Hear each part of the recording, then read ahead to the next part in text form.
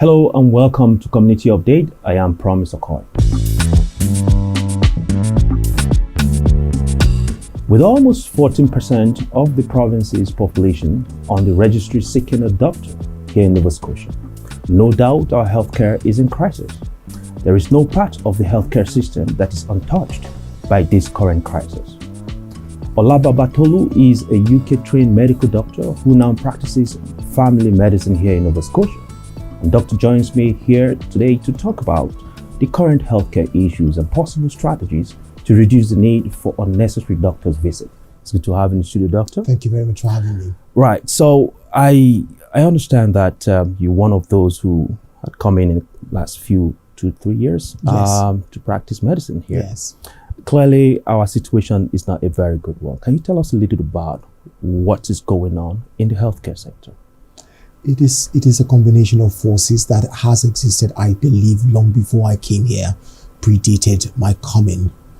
I'm not sure how it all started, but what I am being led to believe is things have been stable for some time, but a combination of an aging population and not enough people coming into family practice and the whole of medicine at the same time. But over the time, I think people have been too good and we are getting older and older and older. So the average life expectancy for Canadian women, I think, is one of the highest in the world at about 84. And as we get older, for every 5 years increase in life expectancy, you would need almost double the number of physicians you need to treat. That's a lot of people. Right. And that number of physicians is not just being produced at home. So that's a huge pressure. It's And that's all good. certainly a huge feature. Yeah. So, but with almost 14% of Nova Scotians being on that list, seeking to have family doctors of some sort, do we have hope that this situation will change in the long term? I am optimistic. When we got here, there were just short of 80,000 people, Nova Scotians, on the list. Now there are just short of 14%. That's almost 130-something thousand people on the list. So that's a worsening of the situation in 15 months. But I'm hopeful.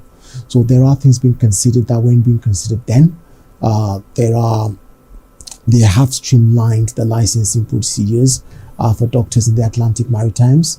So there is mobility of licensing. That's one thing that's new.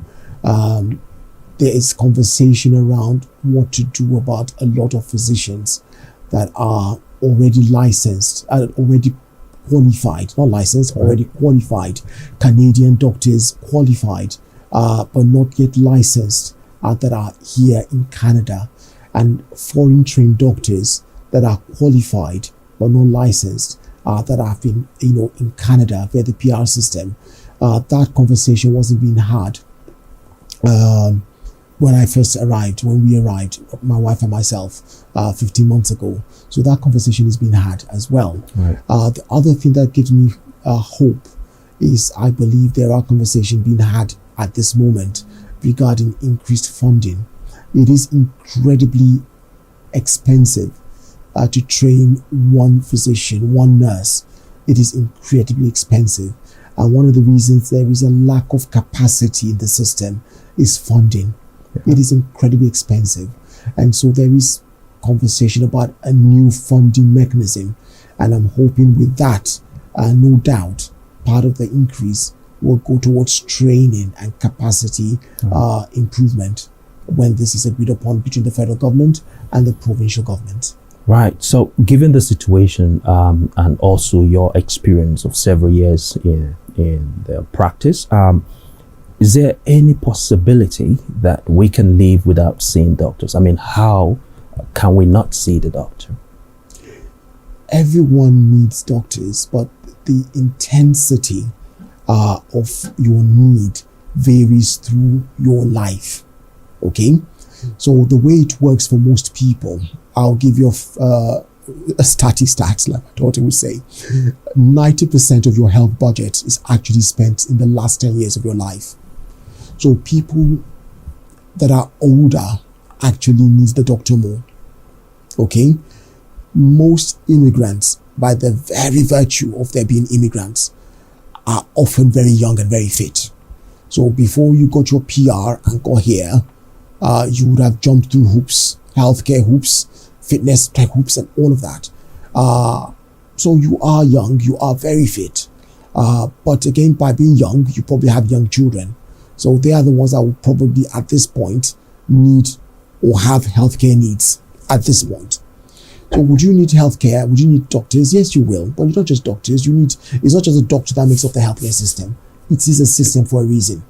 So you also need doctors. You need, acupuncturists, healthcare professionals, nurses, midwives. You need all of us, and we work as a team.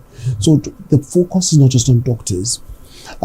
We come from every part of the world, and in other parts of the world, it is the doctor that makes the team. But in Canada, it's not just a doctor. So don't just look at the doctor. Look at what exactly do you need? Where can it be met? Do you need the physio? Do you need the occupational therapist? Who do you need? What exactly is the problem? If it's backache, you probably don't need the doctor. And in fact, I'm probably no good for you. Okay? I'll probably make things worse, actually. So if you're suffering with backache, you're probably better off seeing the physio. There are other places where your needs can be met. Right. So it is ideal for everyone to be registered with a family physician. Right. So in the absence of one, the first thing to do will be get registered with the 811 list. That puts you on the pathway. Right. Is what I would suggest. That's the very first step. Right. There are a couple of things I often think about, when I see the person across me, what are the things you could have done, before you got in front of me. So first thing, not a lot, but there are things that are inevitable. There are some inevitable things that, doesn't matter how hard you tried, you would have ended here. But there are certain things that would delay a person coming to see a doctor. Physical activity is the easiest one. Being active. And I spoke about 30 minutes a day, 5 days a week of increased activity. It doesn't have to be, most people think, exercise or go to the gym. It doesn't have to be. It just means about 30 minutes a day above your baseline. Okay? Right. So if your baseline is heavy manual labor, that's good for you. But 30 minutes extra above that heavy manual labor, and we're good. Right. Okay? Good sleep. Just good sleep. Sleeping well. It differs from person to person. Okay? So for some people, 8 hours is good sleep. For some people, it's 6 hours of good sleep. The way I measure good sleep is, do you wake up refreshed? After your 6 or 8 hours, do you wake up refreshed? If you sleep 9 hours and you wake up still feeling sleepy, then perhaps that's not good. Then you need to seek an assessment. The third thing for me is your mental health. Mental health. Okay? And that's really important. Okay? And that it's really wide. Mental health. Yeah. And that's very closely tied with relationships. Yeah. Keeping relationships. Keep it really important. Okay? Is it in the family units? Is it in friendships? And what have you? Keep your relationships, value them, keep them close. Okay? Don't be isolated. Especially as we get older, in your 60s and 70s. We tend to be, when the children have left and the children are gone, we tend to be lonelier. It's very important to be able to locate yourself in a social group. Yeah. And this is for people who may be retired, who may not have to go to work.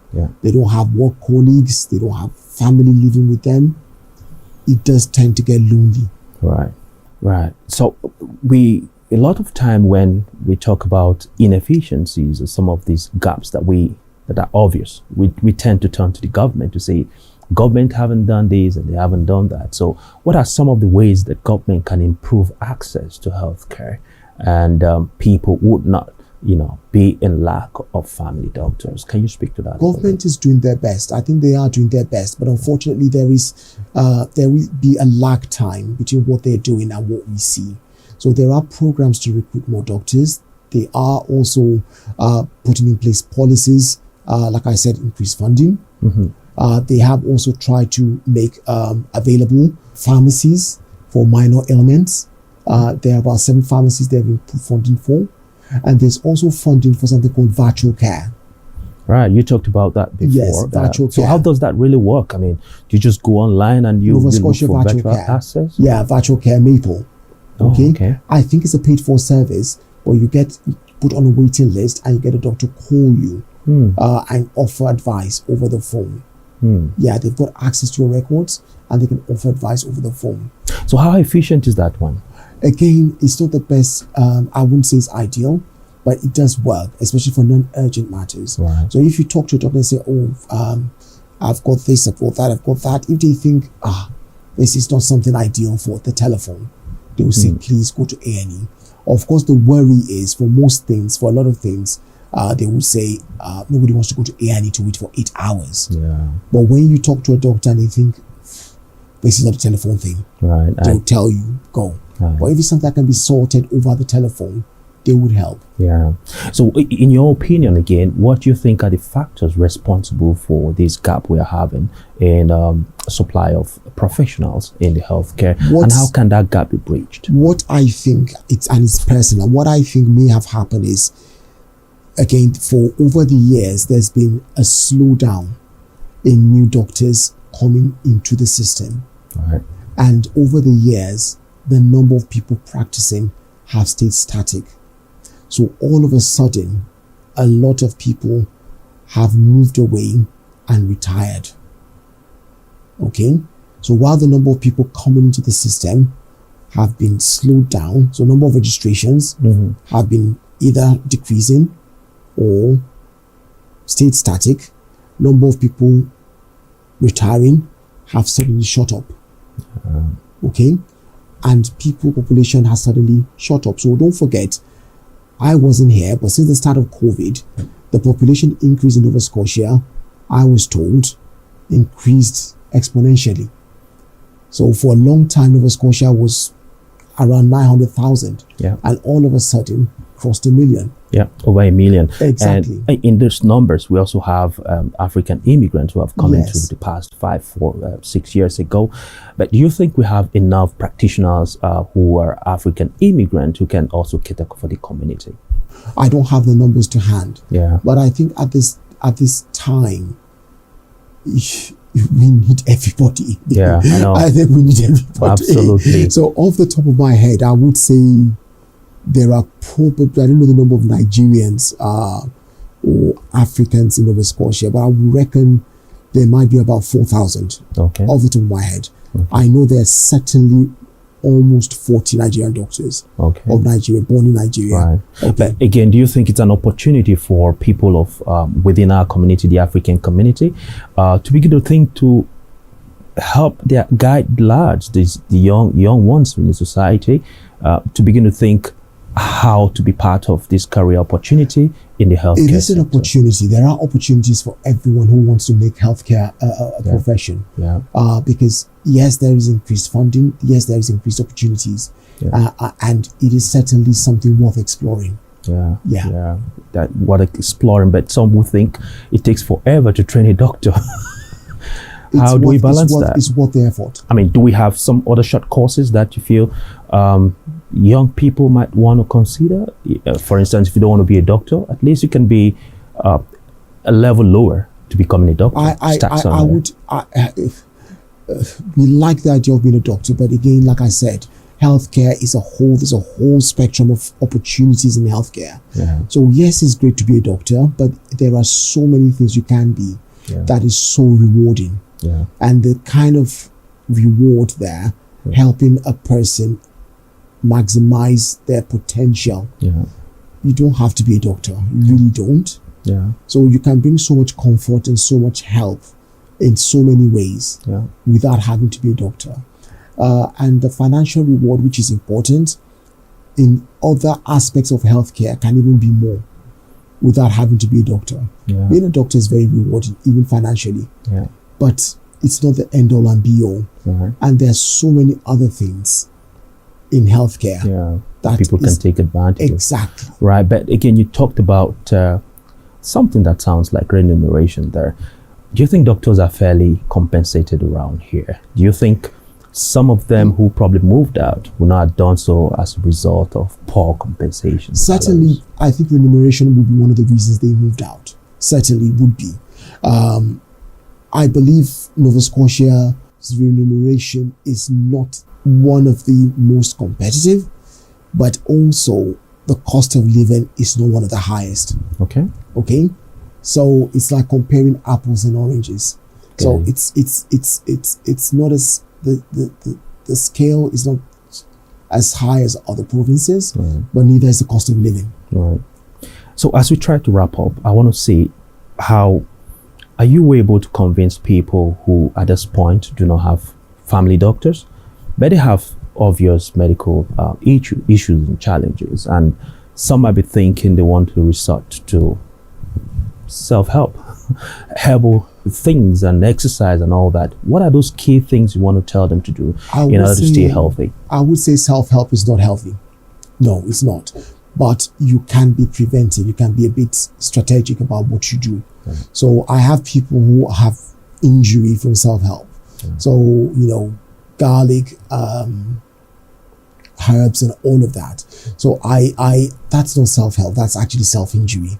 So if you want to stay healthy from doing actively pursuing herbs and all of that, I tell people that's absolutely fine. Yeah. So you want to take herbs and things like that to prevent or to treat hypertension. You know you've got this condition. I would say to you, why don't you take those treatments Yeah. and those herbs and measure what you're trying to treat. Yeah. So don't just take them, Right. but actually check to make sure Yeah. it's doing what it says it will do. Yeah. That's what I would say. Yeah. Having said that, you need to be sure, you need to take positive action. Again, back to what I said in the first place. So what are those things you would need to do? Sleep, exercise, mental health, diet. Those are the key things, always the key things. Yeah, and on your final note, what will you be telling your community members as far as healthcare and well-being is I concerned? would say, please, finding ourselves in a new society, find ourselves in a new community. Most of us come from societies where we tend to pay for our healthcare needs out of pocket. It's extremely expensive. In Canada, it is funded by the government. It can be expensive, but a lot of things are funded. Take advantage of it. Yeah. First things first, you can be tactical about it. Take advantage of the things that are paid for you. So a lot of things are paid for. Not everything is, but a lot of things are. Take advantage of those. First thing, get yourself on the 811 list. So if you see a doctor and say, oh, have you got a list? The first thing they'll ask you is, are you on the 811 list? They're not just going to grab you and say, oh, register for me. No. Get yourself on the 811 list. That puts you in line first. Yeah. Okay? Yeah. Once you're there, you're either going to be placed with a healthcare worker, or they'll say, oh yeah, you're on the list, you're on the waiting list, and then you're easier to help. That makes you easier to help. Okay? Because you can't now jump the queue from nowhere to a doctor's list. Right. Well, thank you so much, Doctor, for your analysis on how we may not need to see the doctor. I really appreciate your time here in the studio. And you may want to go to the pharmacist, Okay. go to the walk-in, check the virtual care, and use those other places for your minor ailments. Right. Yeah. Absolutely. That's a good place to leave it at. Thank you again for Thank you so being much. on our Thank you, show. sir. Thanks, Boris. Thank you. Right, and that was Dr. Ola Babatolu. He is a family physician here in Nova Scotia. And we've been discussing issues around the current healthcare system here in the province. Remember to subscribe to this channel and hit the notification bell for more updates. I am Thomas Akon as always, and I'll see you soon.